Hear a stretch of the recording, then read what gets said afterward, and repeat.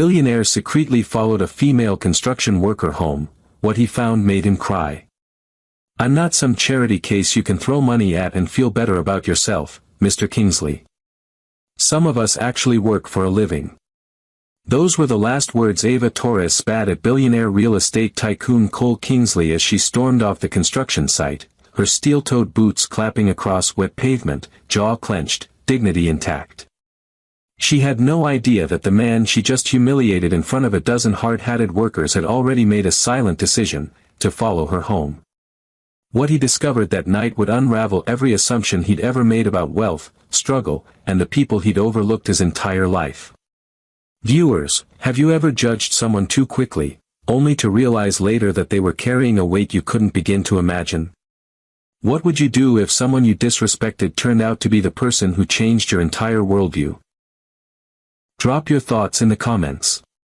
The rhythmic pounding of jackhammers echoed off the steel skeleton of the Kingsley Plaza project. Cole Kingsley stood several stories up, surrounded by engineers and foremen in crisp polos and pressed khakis. He looked completely out of place, his Italian loafers smudged with dirt, his tailored coat catching sawdust in its folds. But he was used to commanding spaces like this. He was the man who owned the skyline. Except today, someone was challenging him, on his own site. "Hey! You don't get to bark orders if you haven't lifted a damn brick," a sharp voice shouted from the lower deck.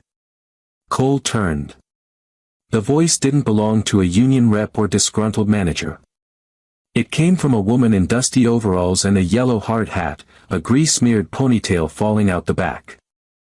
She had thick gloves shoved into her back pocket and an attitude that carved through the noise like a buzzsaw. Eva Torres. He didn't know her name yet, but he would soon. "Excuse me?" Cole said, arching an eyebrow, stepping closer to the edge of the steel beam. "This is my project. My site." "No," she shot back, not blinking. "This site belongs to every exhausted worker who busts their back out here while you sit in some high-rise office playing Monopoly with real buildings." The crew went silent. Even the machines seemed to dull. Cole's jaw tightened, but something about her, the way she stood firm, the conviction in her voice, made him pause. He could have fired her on the spot. He didn't. Instead, he asked one of the supervisors quietly, "Who is she?" "Eva Torres," the man muttered. "Comes in early. Never complains. Says no to overtime but works like she's got 5 mouths to feed. Smart. Too smart to be here." Cole nodded. "Keep an eye on her. And don't say I said that." That afternoon, Cole didn't return to the office. Instead, he waited until the shift ended. He slipped into his unassuming black Mercedes, parked it far down the street from the workers' lot, and watched. Sure enough, Eva emerged last, her back aching as she rubbed it under the flickering streetlight. She carried no purse, just a thermos and a backpack that looked like it had been through war. She didn't take a car. She walked. Past the subway. Past the city blocks that turned from business to grime. Past neighborhoods even GPS avoided. Cole followed, slowly, carefully, windows tinted. She never looked back once. And then she turned into a crumbling brick building with a rusted gate. Cole parked across the street and sat in the dark, eyes fixed on the window where a light clicked on. It was a child's room. And there were 3 sleeping mats on the floor. His jaw went slack. What kind of woman lives like that, and still shows up with fire in her voice and steel in her spine? He had questions. And he wasn't leaving until he got answers. The light in the apartment flickered like a dying candle. Through the cracked blinds, Cole saw Eva kneel beside one of the mats on the floor, a threadbare piece of foam wrapped in a faded Spider-Man blanket. She gently shook the small boy sleeping there. He sat up slowly, coughing. That cough. It wasn't casual. It was hollow and persistent, like it had roots in his chest. Eva handed him a small bottle, then pulled a paper bag from her backpack. From it, she took out a sandwich cut into quarters and gave the boy one slice. Just one. Then she moved to the second child, a girl, slightly older. Same routine, medicine, quarter sandwich, a soft whisper in the ear. The third mat was empty. Cole leaned forward in his seat. Where was the third child? As if on cue, the door burst open. A teenage boy stomped in, dropping his school bag like it was filled with bricks. The lights at the library got cut off again, he snapped. I couldn't finish my essay. Ava didn't yell. She didn't scold. She just said softly, then we'll figure out another way. Cole sat back in his seat, stunned. He had seen desperation before. People who begged him for funding, for contracts, for second chances. But Ava wasn't desperate. She was exhausted. Determined. And proud. Every inch of her small, run-down apartment screamed scarcity. Peeling paint, duct-taped windows, a fridge that was more rust than steel. But in that bleak space was something rare, something that made Cole's throat tighten. Love. Raw, relentless love. And sacrifice. She hadn't eaten. He realized that as he watched her gather the last crusts from the sandwich bag and toss them into the trash. She wiped her hands on a towel, not even glancing at the empty fridge. Then she pulled a folded blanket from the couch and laid it gently over the hardwood floor. No mattress. No cushion. Just the floor. That was where she slept. Cole's phone buzzed, startling him. It was a message from his assistant. Board wants your feedback on the Monaco bid tonight. Also, your dinner reservation at Nove is in 15. He looked back at the window. She was already lying down. One hand stretched out, resting beside the youngest child's mat. As if her final thought every night was making sure he didn't roll too far from her reach. He turned off his phone and tossed it on the passenger seat. The coldness of his luxury sedan wrapped around him like a question he didn't want to answer. Why was a woman like her, hardworking, selfless, quietly heroic, living like this, while men like him sat in penthouses debating wine pairings and stock buybacks? Cole Kingsley had seen enough. Or so he thought. Tomorrow, he'd see more. He would walk right into her world. And everything he thought he knew about people, would collapse like poorly poured concrete. The next morning, Ava was already hammering rebar by the time the sun rose over the city's concrete skeleton. Sweat dripped from her brow before 8 a.m. And the muscles in her arms flexed as she hoisted steel rods that would buckle the knees of most men. She didn't see the black Escalade parked 2 blocks down. She didn't notice the man inside swapping his blazer for a flannel shirt and stuffing his Rolex into the glove box. Cole Kingsley had traded his empire for anonymity, at least for today. He pulled on jeans, a clean white tee, and the stiffest work boots money could buy. They were untouched, straight from the box. He looked absurd. But no one noticed. To the crew, he was just another day laborer, maybe a temp. As Cole approached the site, a gruff foreman barked, "You the guy from the agency?" He nodded. "Get on rebar duty with Torres. And for God's sake, stay out of her way." Torres. The name hit like a drumbeat. He found her bent over the foundation grid, securing crossbars like she was building the bones of a city with her own hands. She looked up, narrowed her eyes. "New guy?" "Yeah," Cole muttered, his voice a few octaves lower than usual. "Just trying to learn." She didn't reply. Just tossed him a set of gloves and pointed to the stack of rods. "You want to keep those hands, rich boy?" she asked dryly. "Then don't get your fingers crushed. These bars don't care how expensive your moisturizer is." He nearly choked. Did she know? No. She was just guessing. And it stung. Still, he followed her lead. For the next 4 hours, he cut, hoisted, secured. His back screamed. His palms blistered. Sweat soaked through his cotton shirt.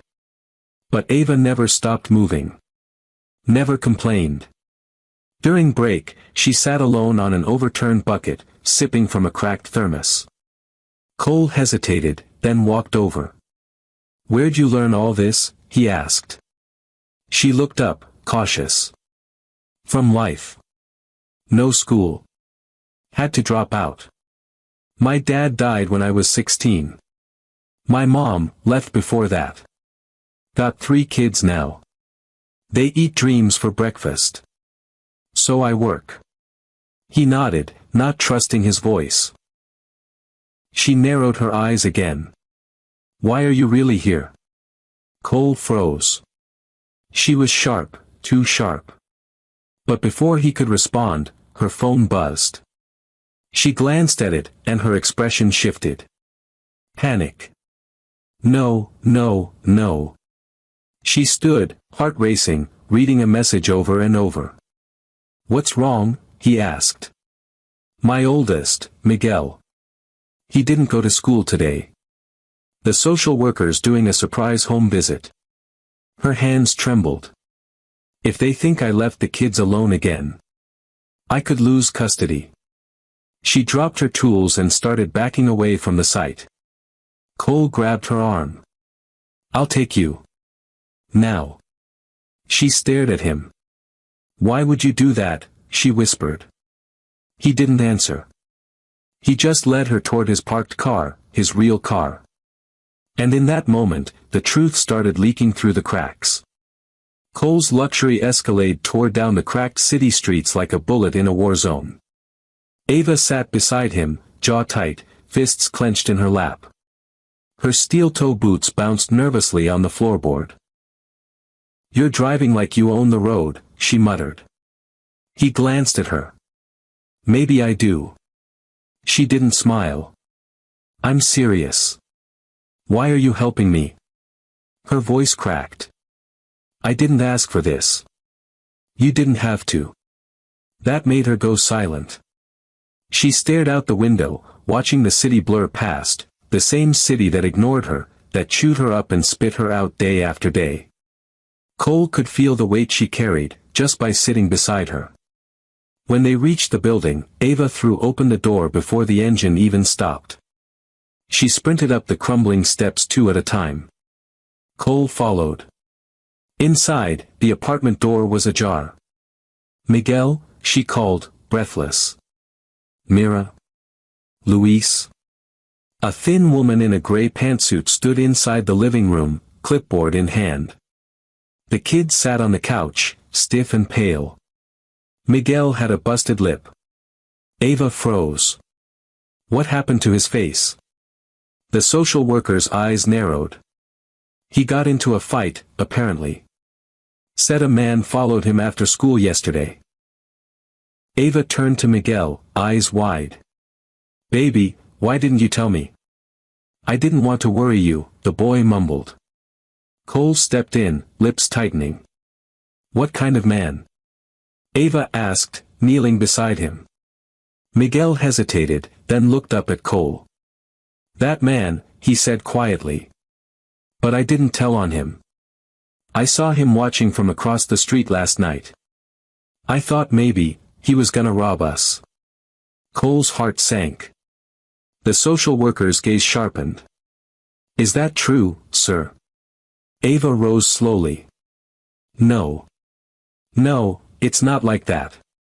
He's a new coworker. He helped me get here just now. I asked him to check on the place when I couldn't." Cole swallowed hard. He could see it in her eyes, she was protecting him, even when she shouldn't have to. The social worker raised a brow. "I'll still need to document this." "I get off at 6, Ava said quickly. "I'll be home then, every day. You can come by whenever you want. Just, please, don't punish my kids because I'm barely holding this all together." There was a pause. Then a sigh. The social worker scribbled something on her clipboard and nodded. "I'll schedule a follow-up. For now, they stay." But if I see anything else, we'll have to take further action. When she left, the silence was thick enough to chew. Ava turned slowly to Cole. You followed my kid, she said, voice trembling. Do you have any idea what that looks like in my world? I know how it sounds, Cole said softly. But I didn't mean harm. I was trying to understand. Understand what? She snapped. What it's like to be poor. To be one mistake away from losing everything. She pointed at the door. I don't care what your reasons were. Don't ever come near my kids again. Then she turned and walked away. And Cole, for the first time in years, felt powerless. He had crossed a line. And now, he might never get the chance to explain why. The sun was sinking behind the cranes and scaffolding of Kingsley Plaza, casting long shadows across the unfinished steel bones. The workers moved like ghosts in orange vests, their silhouettes etched in sweat and grime. Ava stood alone near the far corner, hauling a bag of cement onto her shoulder. Her movements were mechanical, angry, precise, unforgiving. She hadn't spoken to anyone all day. Not even to her usual lunch crew. She hadn't spoken to him. Cole watched from a distance, his face smeared with dirt, his hands blistered and raw. He hadn't gone back to his office. He hadn't returned to his world of glass towers and private jets. Instead, he'd spent the day hauling wood, bending rebar, and keeping his distance. But now, he couldn't hold it in any longer. He walked over slowly. Ava. She didn't look at him. I'm sorry. I was wrong. Following you like that, it was invasive. Stupid. She hoisted another bag. You think saying that makes it better? No, he admitted. But it's all I've got. She finally turned, eyes burning. You scared my son. He thought he was being hunted. Do you know what that does to a kid who already sleeps with one eye open? Cole lowered his gaze. He wasn't wrong to be scared. Silence. Then, quietly, Ava asked, why were you watching me in the first place? Cole took a breath. Because you humiliated me. That made her blink. I'm used to being in control. Used to people nodding, agreeing, stepping aside. You didn't care who I was. You called me out like I was just another man with too much money and too little heart. Was I wrong? No, he said. You were absolutely right. She stared at him, stunned. I didn't understand you. I wanted to. So I watched. And what I saw, it wrecked me. He stepped closer, voice low. You work harder than anyone I know. You raise those kids with nothing but grit and love. You haven't eaten dinner all week just so they could. Her lip trembled, but she bit it hard. Cole continued, I have 3 properties sitting empty. Do you know what I was doing last night while you were sleeping on the floor?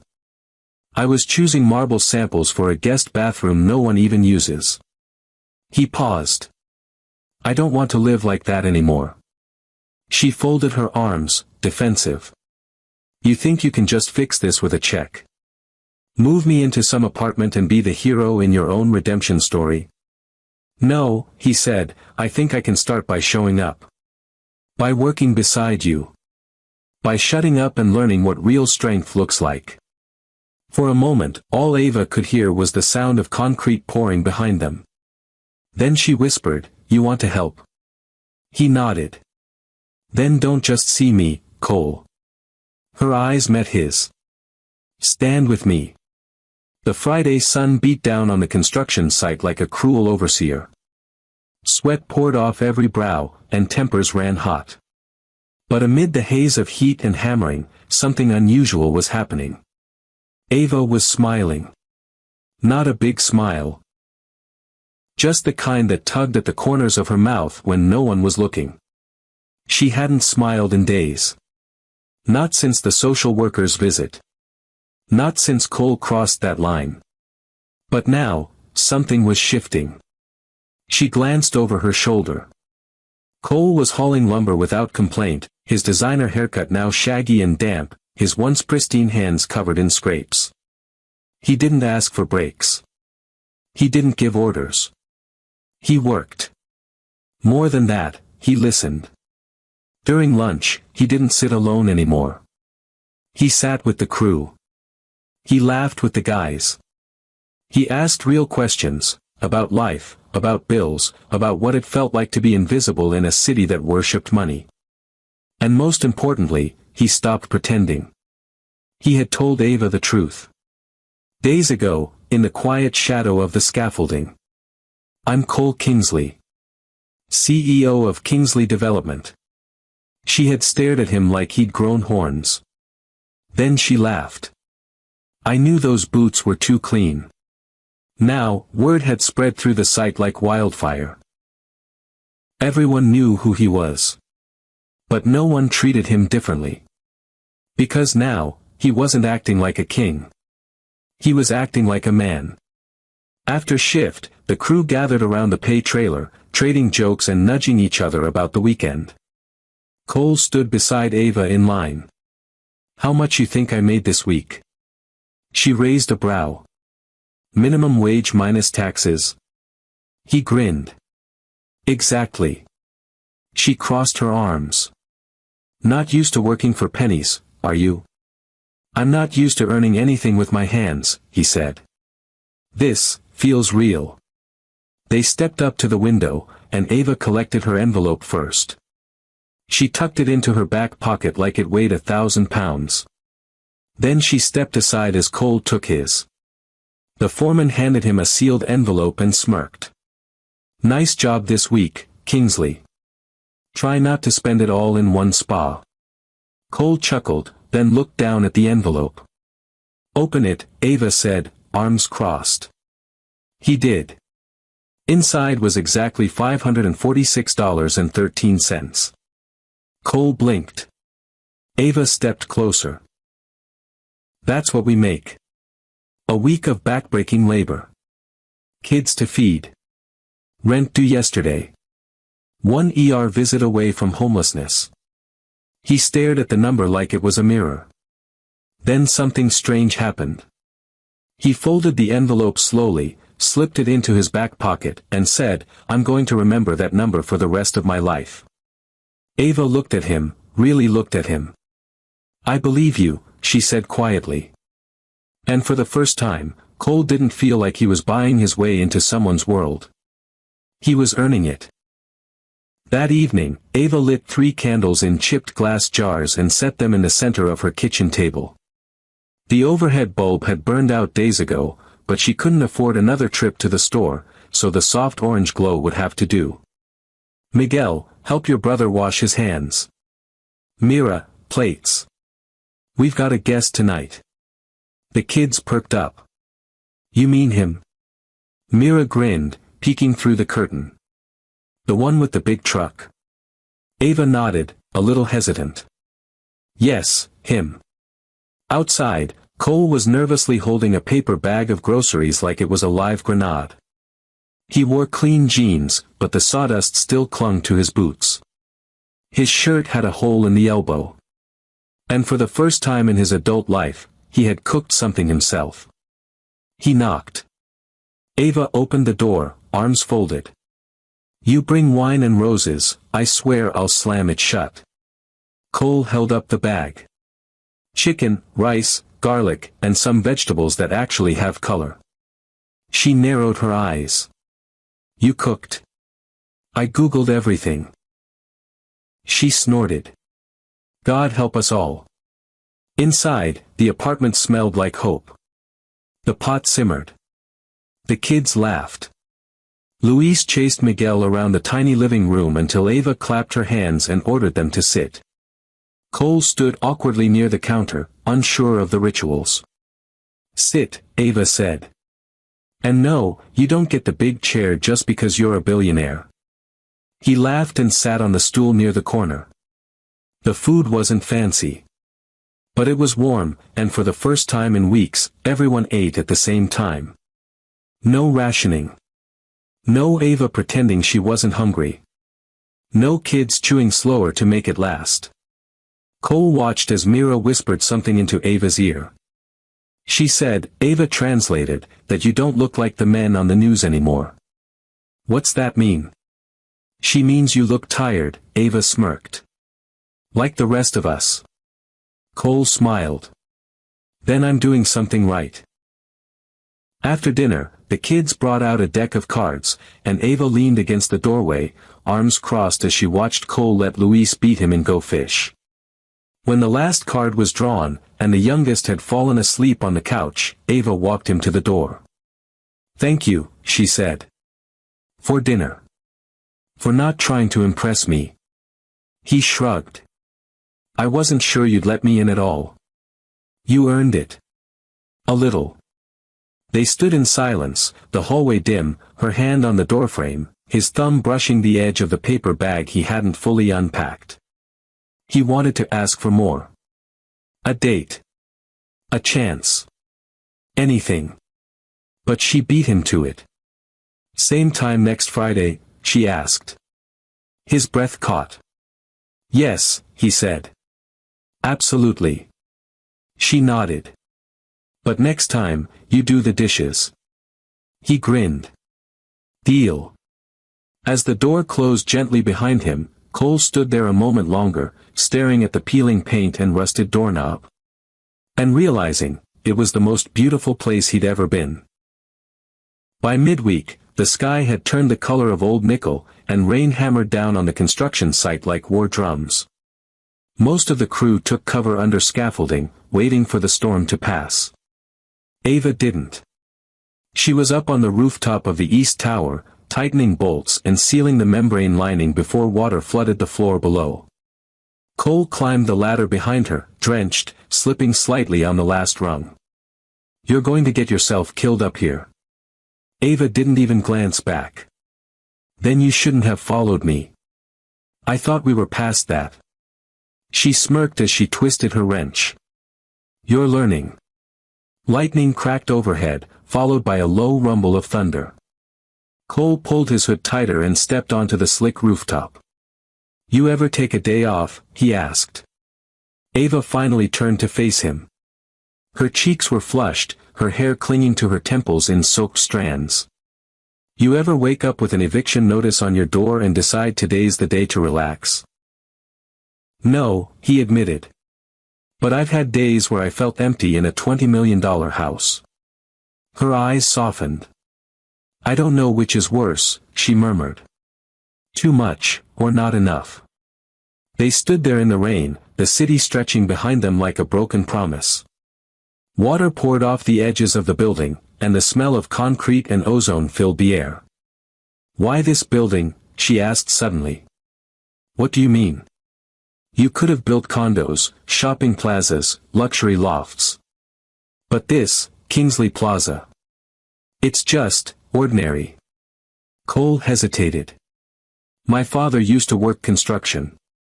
Before he passed. This was his dream site, the one he wanted to finish before he died. So I took it on. Thought maybe I could honor him. Or maybe prove something to myself. Ava looked at him for a long moment, then sat on the edge of the rooftop with her legs dangling over the side. Funny. I thought you were all spreadsheets and tax shelters. Turns out you're someone's kid after all. He sat beside her, cautious but close. The rain slowed to a drizzle. What about your kids? He asked. Do they know how strong you are? She gave a small, tired smile. They think I'm magic. Like I can make dinner appear from nothing. Like I can chase the monsters away just by holding them. Cole nodded. You are magic. She looked at him sharply. I mean it, he said. What you do every day, it's more than I ever learned in business school. Ava stared out at the mist rolling over the rooftops. Then, softly, you ever think about what comes next, Cole? I used to. And now? He turned to her, rain dripping from his lashes.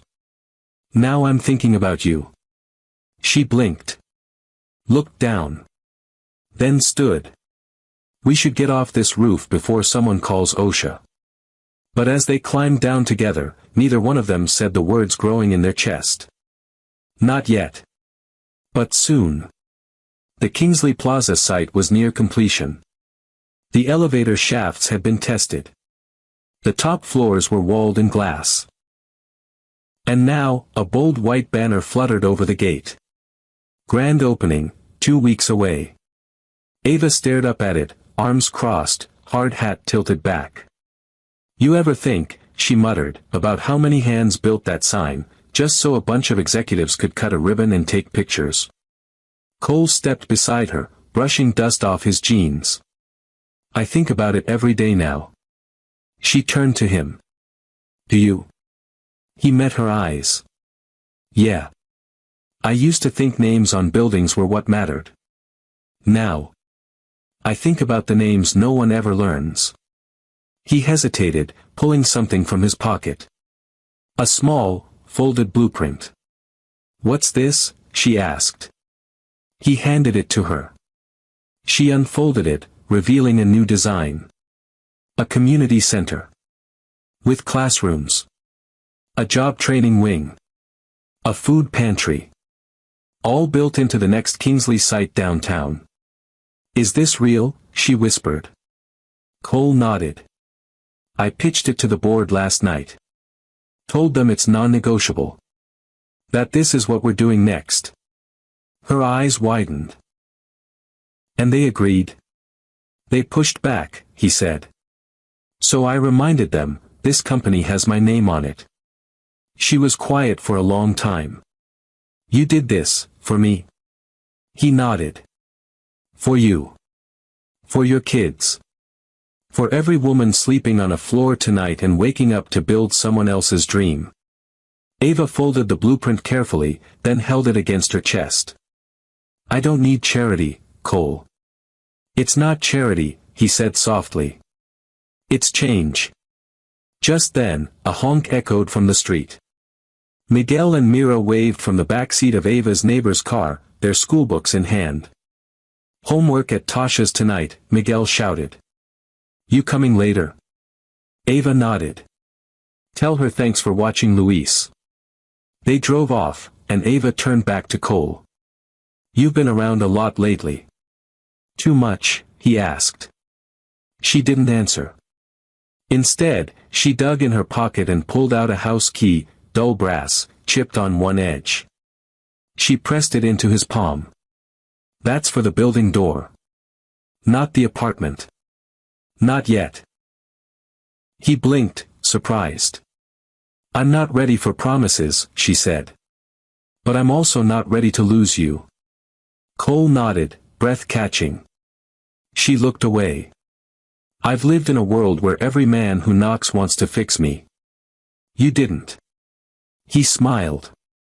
That's because you're not broken. Her voice cracked. That's the first time anyone said that. He reached for her hand, just briefly. And for a second, the city seemed to hush. The noise. The stress. The pressure. All of it faded beneath the sound of something deeper. Trust. Not flashy. Not loud. But steady, like a steel beam buried in concrete. She stepped back. Come over Friday. Mira wants to cook. He grinned. She doesn't like my garlic chicken. She said it tasted like shampoo. They laughed. And as Ava walked away, Cole realized. He didn't need to build a tower to leave a legacy. Sometimes, all you need is dinner on Friday and a key that isn't yours yet. The grand opening of Kingsley Plaza was everything the press expected. Champagne flutes, velvet ropes, drone cameras buzzing above like curious bees. Photographers snapped shots of board members slicing the ceremonial ribbon while jazz played from hidden speakers. But Cole Kingsley wasn't there. Instead, he was 10 blocks away, in a smaller building with peeling paint and boarded windows. Or at least, that's what it used to be.